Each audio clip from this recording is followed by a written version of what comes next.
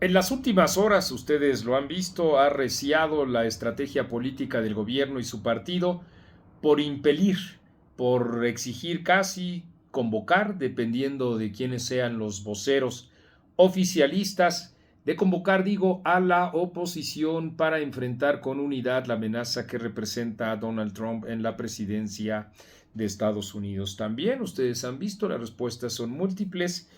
La posición editorial de etcétera, igualmente ustedes la conocen, no solo subrayando la enorme contradicción que hay entre el trato que el gobierno federal le ha dado a la oposición, que ha sido difamatorio, que ha sido excluyente. La propia Claudia Sheinbaum dijo que ella no dialogaría con los partidos políticos de oposición y que en continuidad con lo que definió como política Andrés Manuel López Obrador, pues implicaba no escucharla ni verla. Ahora, en un contexto cambiante, distinto, esta oposición dejó de ser antipatriota y entonces ya ha sido o buscado ser un interlocutor para forjar esa unidad el día de hoy. A esa convocatoria también se sumó Ricardo Monreal, una vez que ya lo hizo Gerardo Fernández Noroña, el mismo que igualmente insultó y calumnió a la oposición. Esas contrariedades las hemos aquí en esta plataforma reseñado puntualmente, pero también es cierto, hay que preguntarnos, ¿es posible la unidad?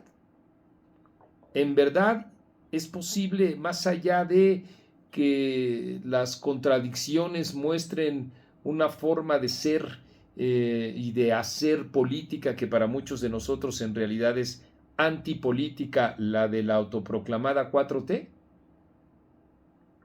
Desde mi punto de vista, la oposición no puede ni debe aceptar la unidad así nada más con la retahíla de demagogia que hay de la defensa de la patria, de la no injerencia, etcétera, etcétera, etcétera. En X planteé algunos elementos con los que sí, en efecto, podría haber una unidad.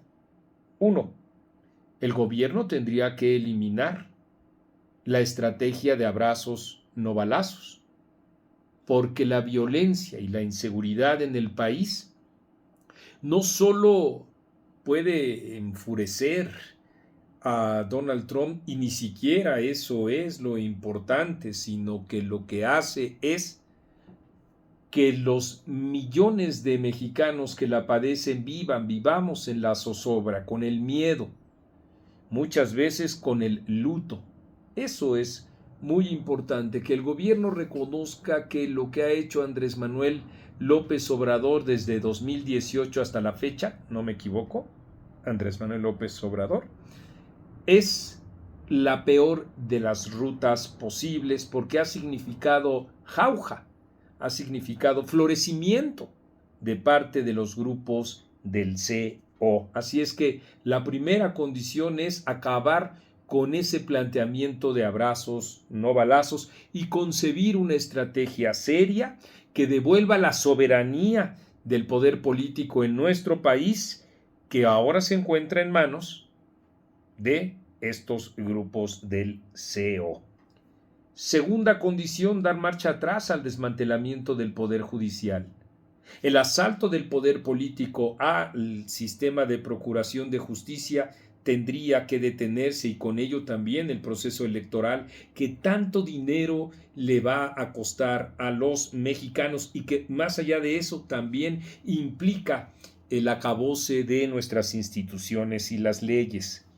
Junto con todo eso, velar por la propia soberanía y por los mexicanos implica enfrentar un hecho indubitable, el que tiene que ver con el desmantelamiento de nuestro sistema de salud que se encuentra hoy colapsado. Dejar de reconocer eso es una irresponsabilidad, porque además recordemos que el gobierno ha dicho que los periodistas, los políticos y los empresarios que hemos hablado de el dislocamiento de nuestro sistema de salud, estamos mintiendo. Es sin lugar a dudas, un elemento clave y una disposición del gobierno al diálogo por aceptar que en efecto nuestro sistema de salud se encuentra muy mal. Y miren ustedes, mientras el ISSSTE a través de Martí Batres está informando que regresa a la construcción de casas cuando ni siquiera puede atender con medicamentos, con instrumentos y con personal a la gente que está demandando salud.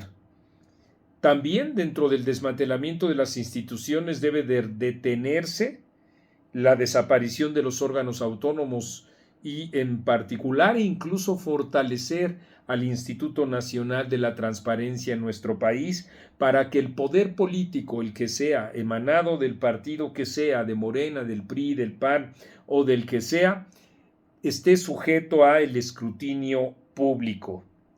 Junto con todo ello, el quinto elemento es que el gobierno debe de dejar de extorsionar a empresarios con pretextos fiscales, como lo ha hecho con Ricardo Salinas Pliego. El sexto es someter a investigación a las gubernaturas de Chiapas y Tabasco, a las gubernaturas de Sinaloa y también de, no me cabe la menor duda, Guerrero. Junto con eso, igualmente someter a investigación a Dan Augusto López. Ahí se encuentra o se encontraría una disposición importante del gobierno, porque la unidad no puede implicar la defensa de los criminales y estos sujetos deberían de ser investigados sin lugar a dudas. Y desde luego que también un elemento clave, fundamental, es iniciar un diálogo para restaurar la democracia que ha sido desmantelada desde el gobierno de Andrés Manuel López Obrador hasta ahora su actuación de facto, porque hasta ahorita lo que ha hecho Claudia Sheinbaum ha sido replicar los planteamientos políticos de Andrés Manuel López Obrador.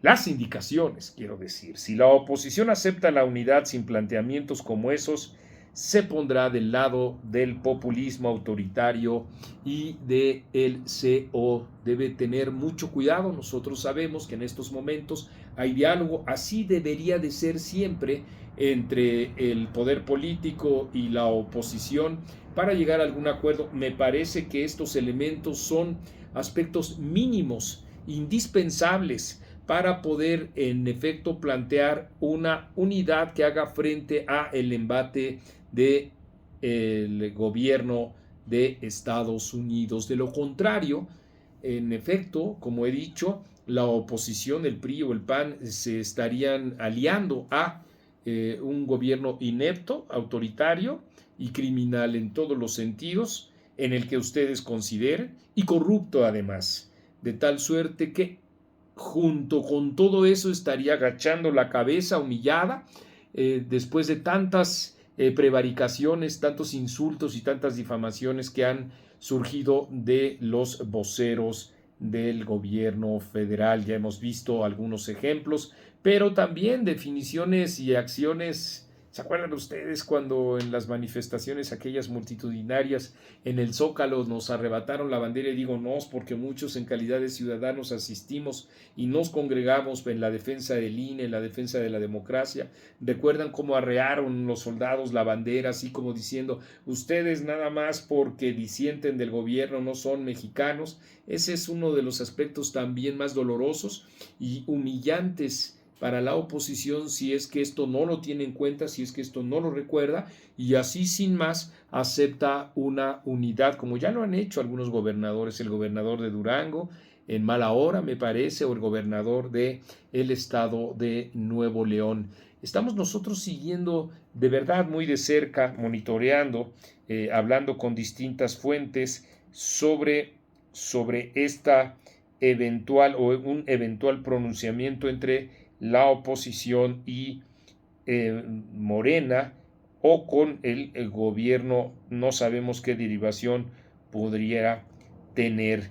De momento no se avista, y qué bueno, la posibilidad de un acuerdo.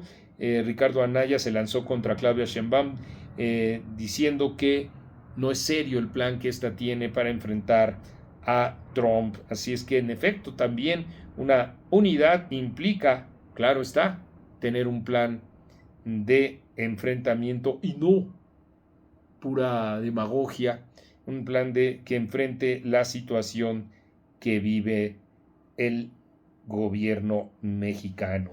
Tan errático es que Sheinbaum pide al Senado aprobar el ingreso de militares de Estados Unidos a México. Se los estoy transmitiendo casi en tiempo real y así estaremos, créanme. Porque eso es etcétera. Y yo soy Marco Levario Turcot.